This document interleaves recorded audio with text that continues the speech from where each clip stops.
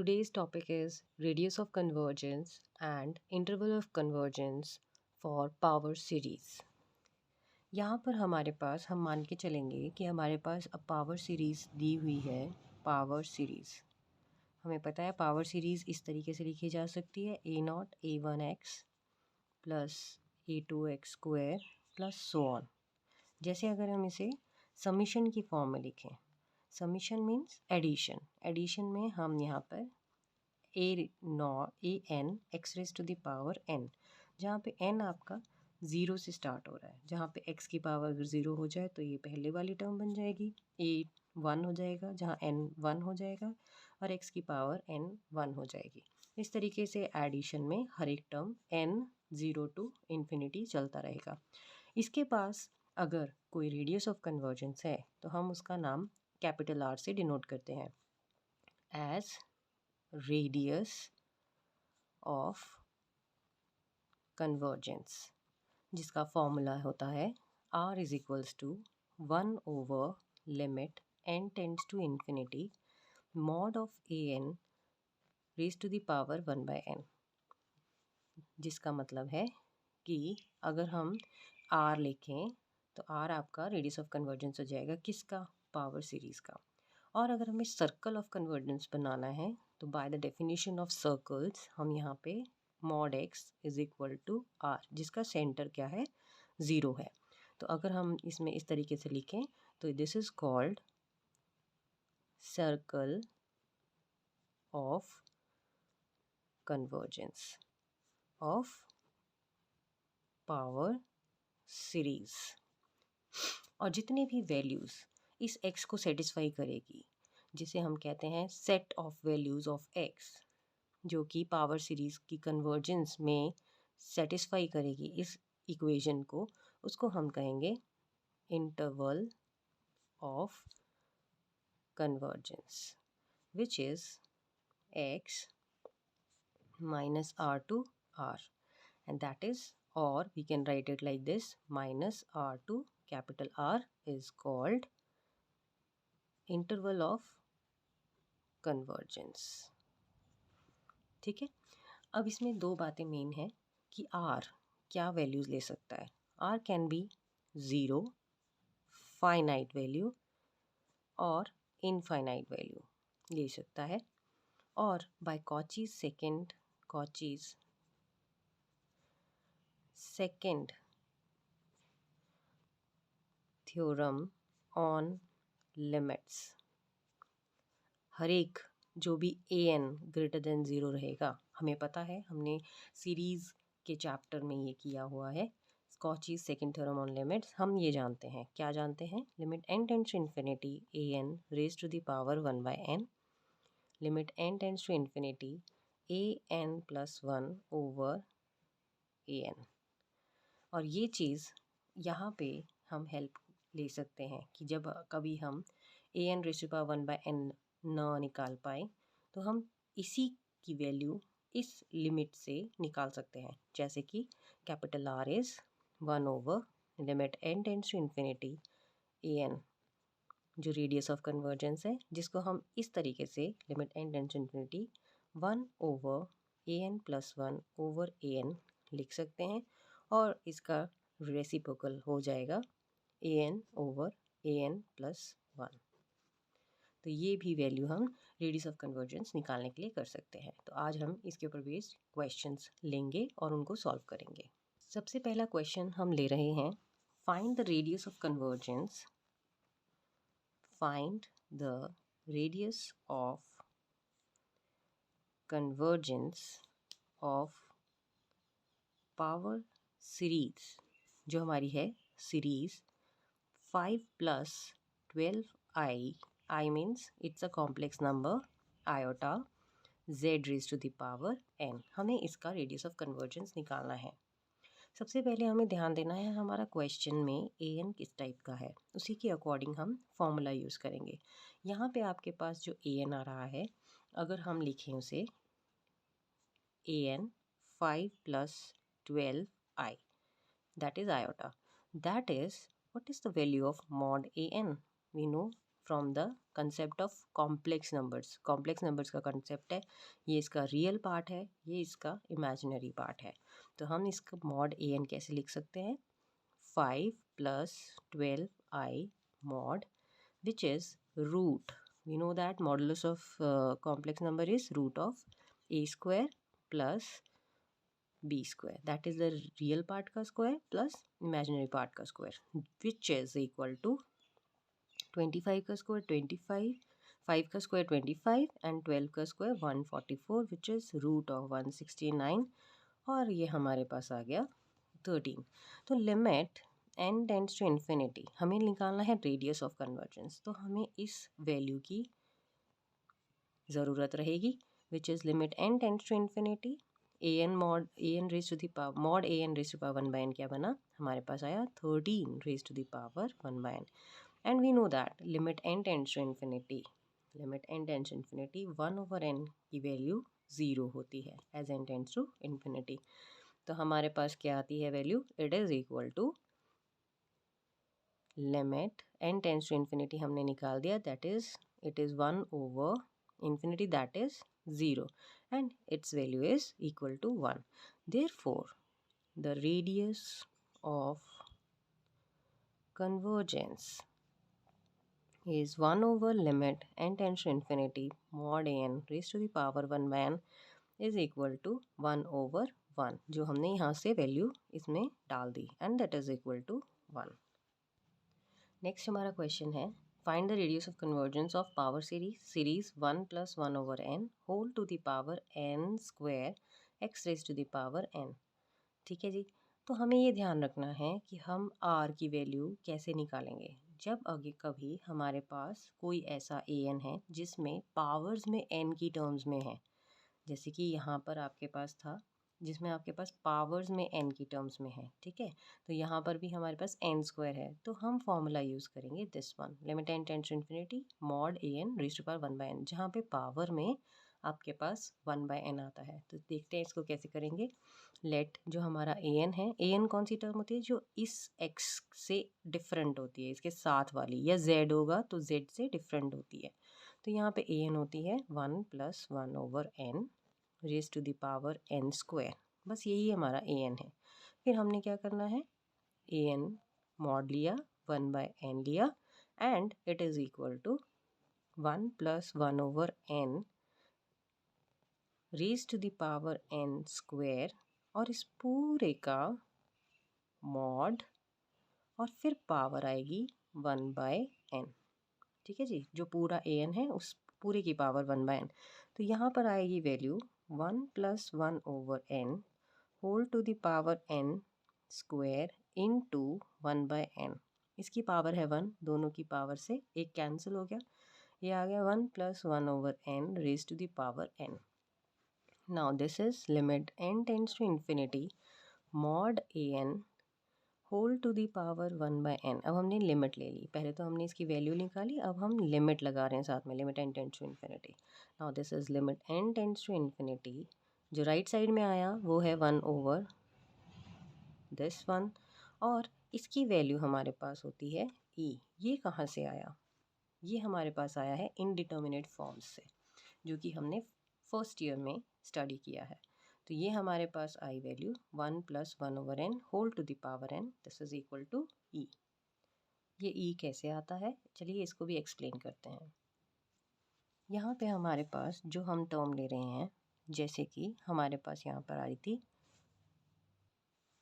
Limit n tends to infinity 1 + 1/n whole to the power n। हम मान लेंगे कि हमारे पास इस टर्म के लिए हमें लिमिट निकालनी है, तो we will take L is equal to 1 + 1/n whole to the power n। फिर हम लेंगे log both sides,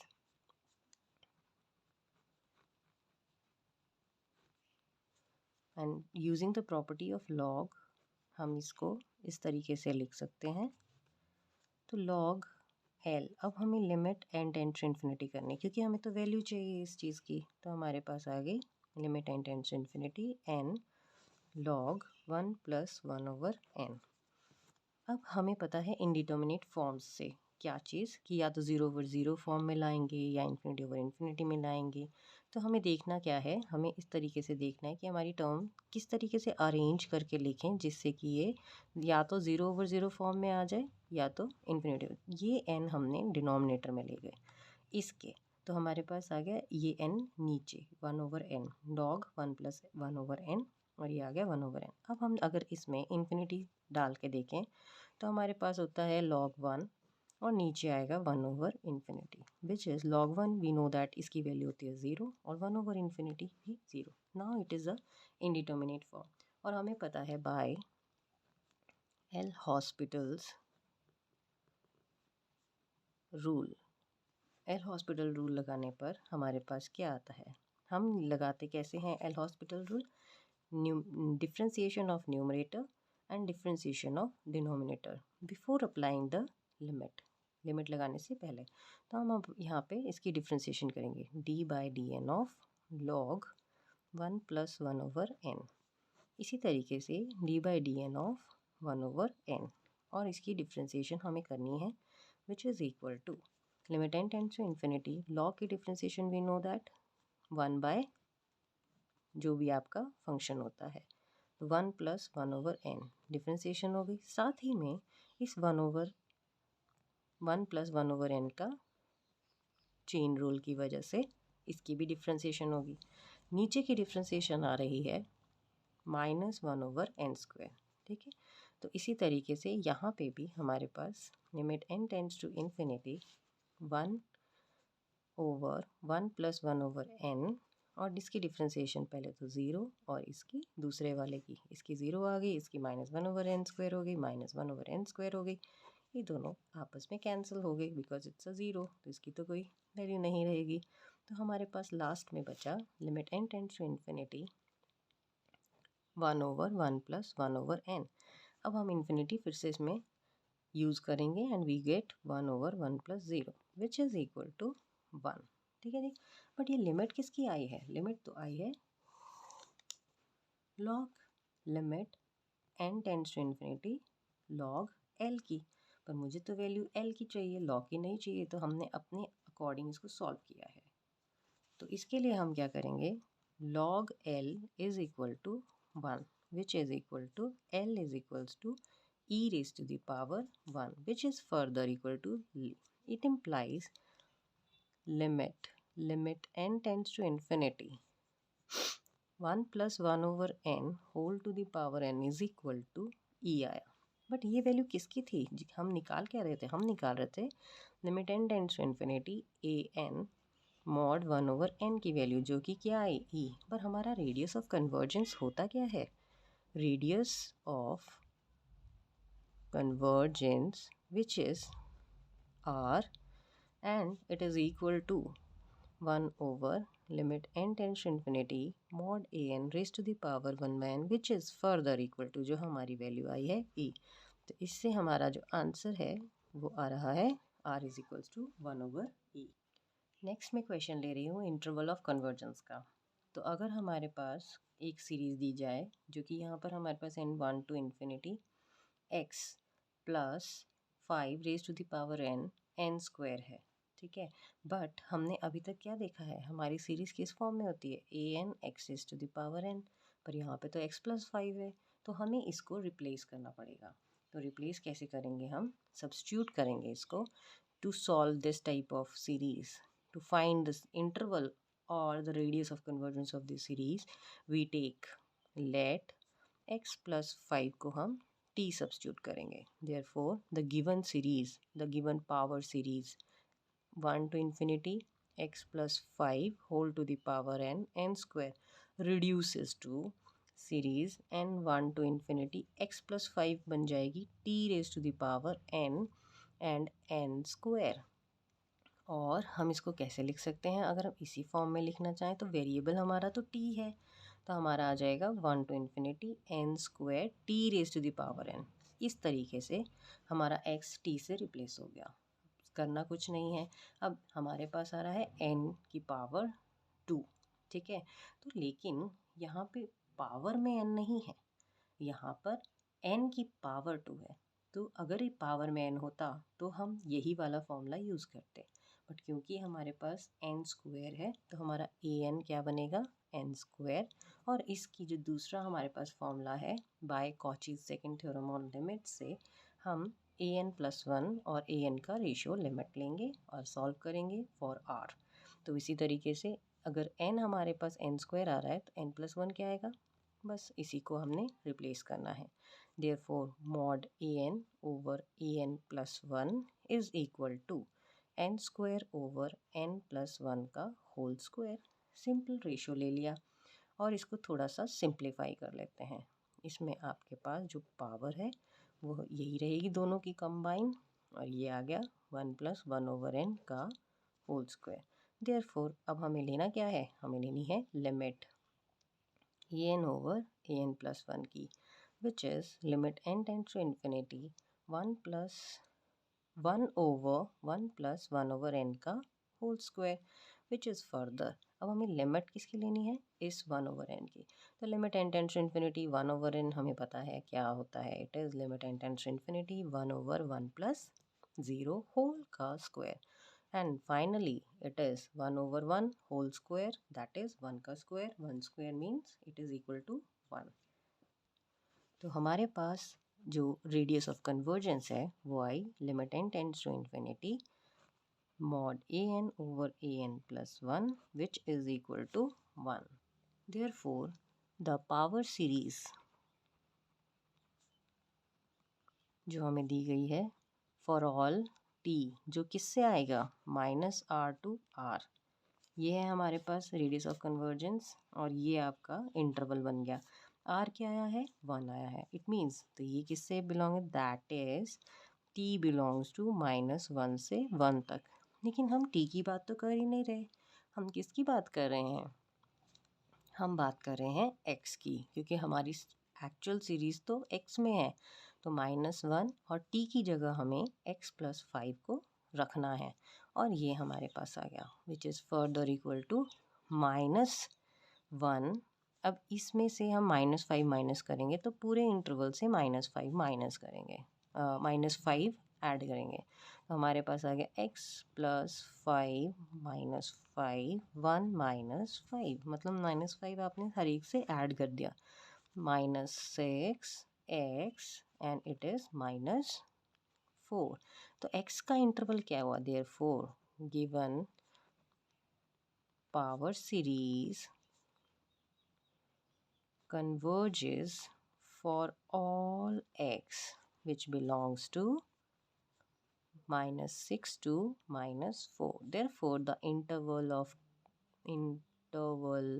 of convergence is -6 to -4.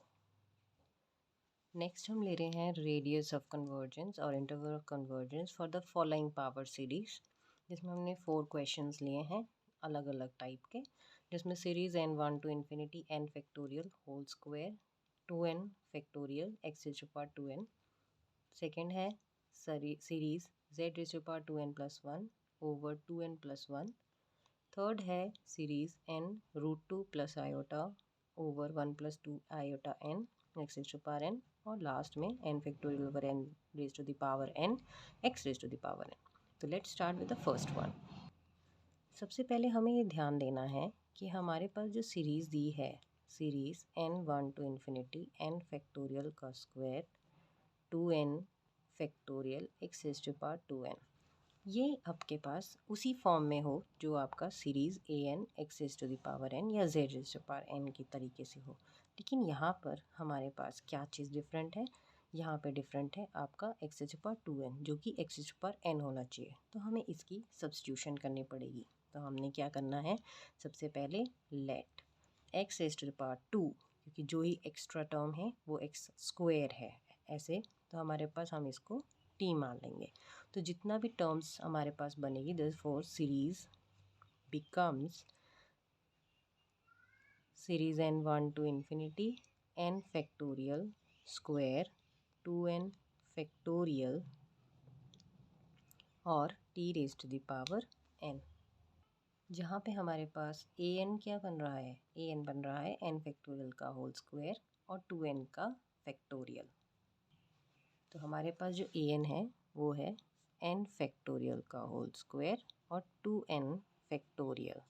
ठीक है, अब हमें वही फॉर्मूला यूज़ करना है जो हमारे पास आर के लिए होता है, which is one over limit n tends to infinity a n 1/n, या फिर limit n tends to infinity a n over a n plus one, जो कि कॉची से। अब हम इनमें से कौन सा फॉर्मूला यूज़ करेंगे, क्योंकि यहाँ पे पावर में कहीं पे भी n नहीं है, सब बेस में है, इसलिए हम फॉर्मूला यूज़ करेंगे दूसरा। तो हमारे पास इसी तरीके से ए एन प्लस वन आ जाएगा। n की जगह आपने n प्लस वन रखना है पूरी ए एन की टर्म में, और ये आ गया फैक्टोरियल। ठीक है जी, तो यहाँ पर आपके पास आ गया। अब इसको हम थोड़ा सा और सिंप्लीफाई करके लिख सकते हैं, n प्लस वन फैक्टोरियल का होल स्क्वायर और नीचे आ जाएगा 2n plus two factorial. Okay, now a n over a n plus one हमें रेशो लेनी है, तो हमारे पास आ रहा है n factorial whole square over 2n over factorial into जो ए एन प्लस वन की अपर वाली टर्म है वो आ जाएगी n plus one factorial whole square और 2n प्लस टू फैक्टोरियल। ठीक है जी, अब हमने इसको सिंप्लीफाई करना है। जब हम सिंप्लीफाई करते हैं तो हमारे पास n plus one factorial l plus one factorial का होल स्क्वायर हो जाएगा इस तरीके से, और इकट्ठे कर दिया हमने ये 2n प्लस टू, इसको हम लिख सकते हैं 2n प्लस वन और 2n फैक्टोरियल, जो कि 3 फैक्टोरियल को हम कैसे लिख सकते हैं 3 इंटू टू फैक्टोरियल, या 4 फैक्टोरियल को कैसे लिख सकते हैं 4 इंटू थ्री फैक्टोरियल। तो इसको आप और भी एक्सपैंड कर सकते हैं जितनी आपको ज़रूरत है। 2n फैक्टोरियल, अब ये फैक्टोरियल कैंसिल आउट हो जाएगा। यहाँ पर हमारे पास बन के आएगा n फैक्टोरियल का whole square and divided by n plus one का फैक्टोरियल। तो ये बनेगा n फैक्टोरियल, कौन छोटा है, छोटा है n factorial, n plus one is greater, तो हम इसको ऐसे लिख सकते हैं n plus one into n factorial और इसका होल स्क्वायर, और यहाँ से तो हमारे पास 2n plus two 2n plus one आ रहा है। अब इसको हमने स्प्लिट करना है, तो n फैक्टोरियल का whole square n plus one का होल स्क्वायर n फैक्टोरियल का whole square 2n plus two 2n plus one. ठीक है, तो हमारे पास जो चीज़ कैंसिल हो रही है वो ये है। नाउ ए एन क्या बना, इसको और सिंप्लीफाइड फॉर्म में अगर हम करें तो 2 कॉमन लेके n plus one 2n plus one, और यहाँ से n प्लस वन का होल स्क्वायर जो कि कैंसिल हो जाएगा, एंड वी गेट, इसको हम लिख सकते हैं इस तरीके से 2n प्लस वन और n प्लस वन, और यहाँ से n कॉमन ले लेंगे दोनों में, and we get 2 plus one over n, एक n बाहर, और नीचे से भी लिया 1 प्लस वन ओवर n, ये दोनों कैंसिल, और यहाँ पे बचा 2 plus one over n 1 plus one over n। Now we take limit n tends to infinity 2 plus one over n 1 plus one over n, which is equal to limit n tends to infinity a n over a n plus one mod. अगर हम इसकी modulus value लेंगे तो limit n tends to infinity हमारे पास ये बन जाएगा 0, ये बन जाएगा 0, that is 2 into two over one which is equal to 4। तो इसका मतलब limit n tends to infinity mod a n over a n plus one is equal to 4। So therefore radius of convergence, पर ये किसकी है radius of convergence of series in T is 4। ठीक है जी, ये तो T की है, that is the above series, this series converges to T less than 4। तो आपके पास तो वैल्यू आएगी -4 से T 4 तक जाएगा, बट हमें T की वैल्यू तो नहीं निकालनी, हमें तो सीरीज़ X वाली निकालनी है जिसमें X है, तो हम इसमें T की वैल्यू सब्स्टिट्यूट कर देंगे, and which is further equal to, this is x square from 0 to 4। okay, तो हमारे पास ये वैल्यू क्या आ जाएगी, which implies mod x is less than 2, ठीक है, which further implies -2 to 2. Okay, therefore radius of convergence is 2 for the given series x की term में जो थी, और इंटरवल ऑफ कन्वर्जेंस आएगा which is x belongs to -2 to 2. Next है हमारे पास question, series n 0 to infinity z raise to the power 2n + 1 over 2n + 1. इधर इसको भी हमें किस तरीके से लिखना आना चाहिए, इस तरीके से, लेकिन ये ऐसा नहीं है जहाँ पे z की पावर n हो, यहाँ पे तो z की पावर 2n + 1 है, तो हमें वही चीज़ सब्स्टिट्यूट करनी पड़ेगी और इसी फॉर्म में इसको लिखना पड़ेगा. We change the index of summation. तो हमारे पास हम क्या करेंगे, वी टेक लेट 2n + 1 को हम सम p मान लेते हैं, ठीक है, और अगर इसका हम p मान लेते हैं तो हमारे पास ये जो सीरीज़ है, given series n 0 to infinity z raised to the power 2n + 1 over 2n + 1, it will change to series. जब हमने इसको p मान लिया तो हमारे पास बन जाएगी, it is equal to series p 0 to infinity z raised to the power p and over p, ठीक है, जहाँ जहाँ पे 2n + 1 था वहाँ पे हमने p रख दिया. नाउ हमारे पास जो सीरीज़ बनी जिसके बारे में हमें बात करनी है वो है ये वाली. तो हमारे पास an क्या है, इधर जो हम a लेते हैं, यहाँ पे जैसे p लेते हैं, क्योंकि हम n नहीं लेंगे क्योंकि n तो आपका पहले था, अभी तो वो p बदल गया है, तो हमारा a p टर्म बन जाएगी, और जो भी z के साथ वाली टर्म होती है वो हमारी a p बनती है, तो दैट इज़ 1/p. अब ये सिंप्लीफाई आपको करना इजी रह जाएगा, a + p. अब ये a p है, इसमें कहीं भी पावर ऑफ p नहीं है ना. अगर आपका पावर ऑफ n होता तो आप mod an raise to power 1/n वाली टर्म लेते, लेकिन क्योंकि पावर में p नहीं है इसलिए हम इसमें रेशो वाला जो सेकेंड थ्योरम से हमने लिखा था वो चीज़ रिड्यूस करेंगे, तो वो आ गया आपके पास 1/p + 1. Therefore limit p tends to infinity ap over ap + 1, इसका आपने मॉड लिया, limit p tends to infinity, तो हमारे पास आ गया.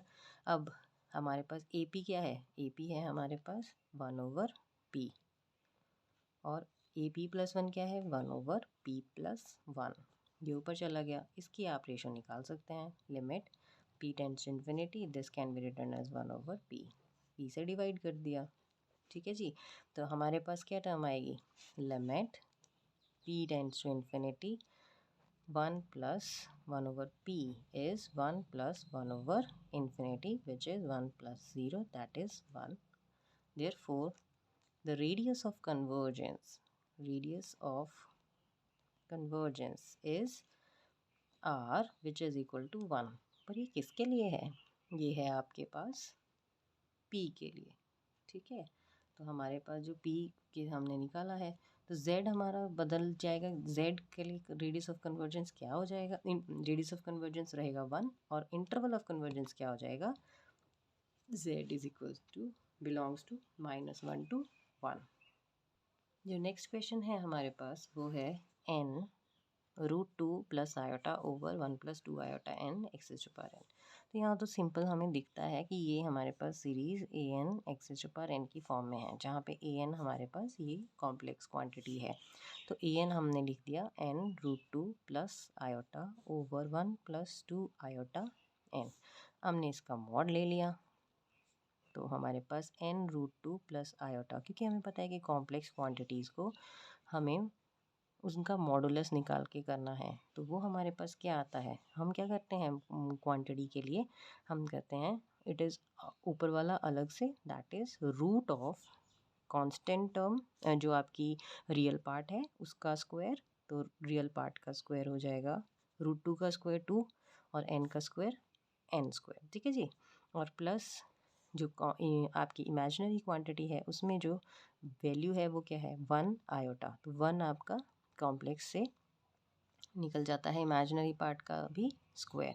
इसी तरीके से आपका डिनोमिनेटर में भी रहेगा, it is again root real part का स्क्वायर प्लस 2 का स्क्वायर जो इमेजिनरी पार्ट है, और 2 का स्क्वायर के साथ पार्ट इमेजिनरी के साथ वाली टर्म दैट इज़ n का स्क्वायर।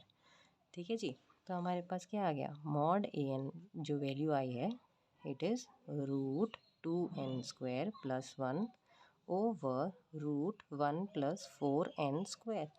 अगेन इस टर्म की होल पावर n में नहीं है, ठीक है, तो इसको हम नहीं इसमें कंसिडर करेंगे।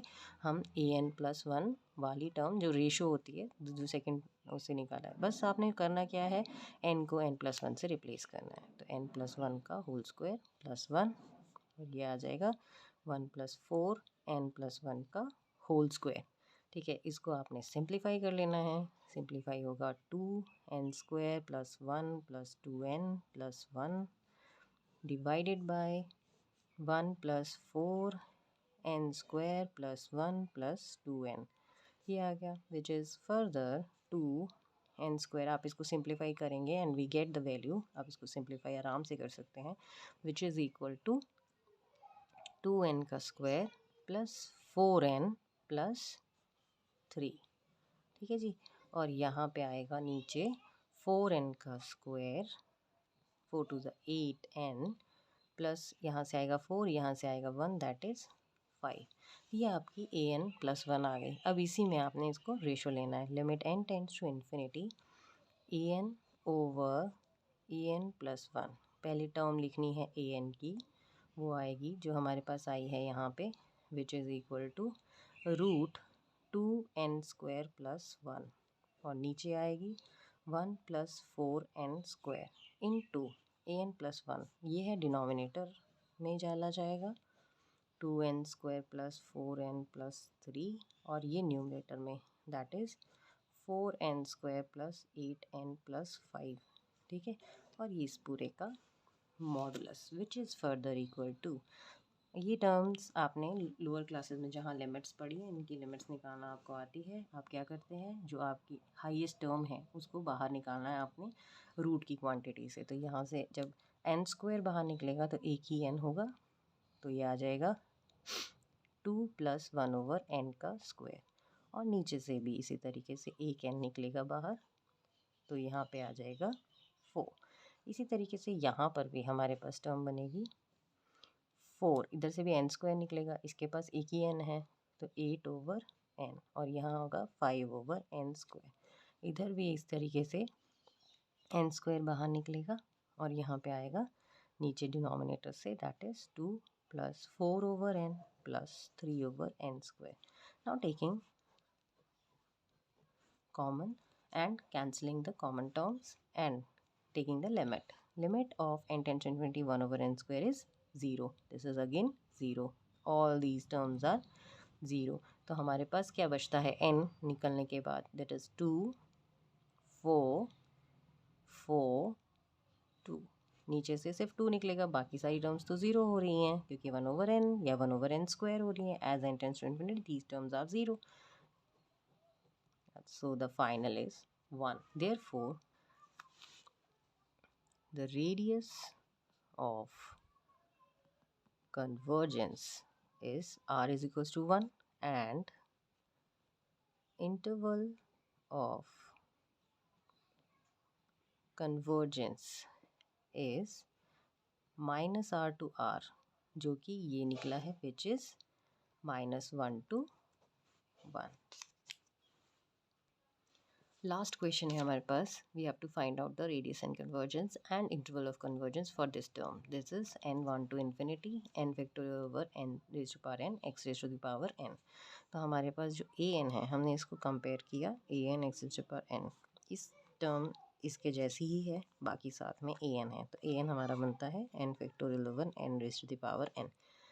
ठीक है, तो हमारे पास एक n फैक्टोरियल भी है। अगर हम इसमें limit n tends to infinity a n mod 1/n का फॉर्मूला लगाते भी हैं तो इसमें पावर 1/n में चली जाएगी। ये तो निकल सकता है लेकिन ये नहीं निकल पाएगा, इसलिए हम क्या लेंगे, हम लेंगे इसमें ये टर्म जो आपके पास आ रही है n फैक्टोरियल ओवर n पर n ए एन प्लस 1, जो कि कॉची सेकेंड थ्योरम लिमिट से है। तो हमने n को जस्ट रिप्लेस करना है n प्लस 1 से, और ये ध्यान रखना है कि अगर नीचे n रिप्लेस हो रहा है तो ऊपर भी n रिप्लेस होगा ही होगा। Now we will take a n over a n plus 1 limit, ये हम बार बार ले चुके हैं, ऑटोमेटिकली काफ़ी बार ले चुके हैं। तो limit n tends to infinity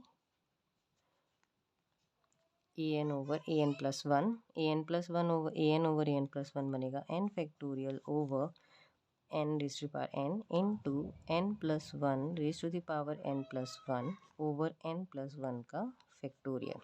इसको आप सिंप्लीफाई आराम से कर सकते हैं जैसे हम पहले करते आए हैं। हमारे पास आ रहा है जो फैक्टोरियल वाली टर्म्स हैं इकट्ठे कर लेते हैं। इसमें फैक्टोरियल कौन सा वाला बड़ा है, n प्लस 1 वाला बड़ा है, तो n plus 1 into n factorial में इसको लिख सकते हैं n plus 1 raise to the power n, ये आपके पास आ गई टर्म, और यहाँ पे आपके पास एक टर्म यहाँ से भी आ रही है n प्लस 1। इस n प्लस 1 को हमने स्प्लिट किया, एक बार n पावर के साथ एक बार 1 पावर के साथ, ठीक है जी।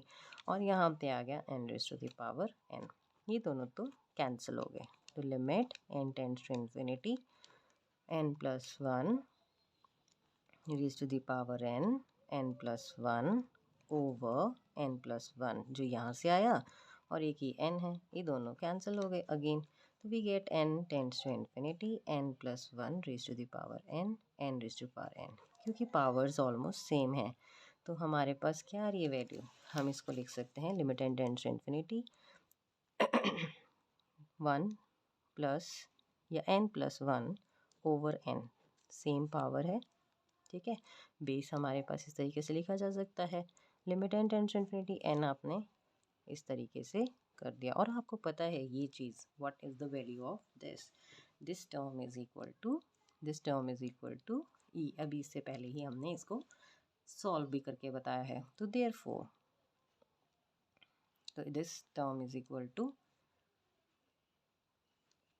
hence radius of convergence is E, so which implies mod x, जिसके बारे में जिस सीरीज़ में हमारे पास तो x में थी ना, ये सीरीज़ जो आपके पास यहाँ पे x में सीरीज़ है, तो इसी तरीके से हमारे पास x में ही आपके पास इंटरवल ऑफ कन्वर्जेंस आना चाहिए।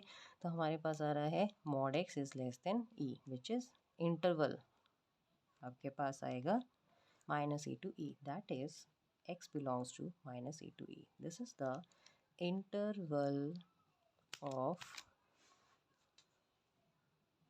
convergence।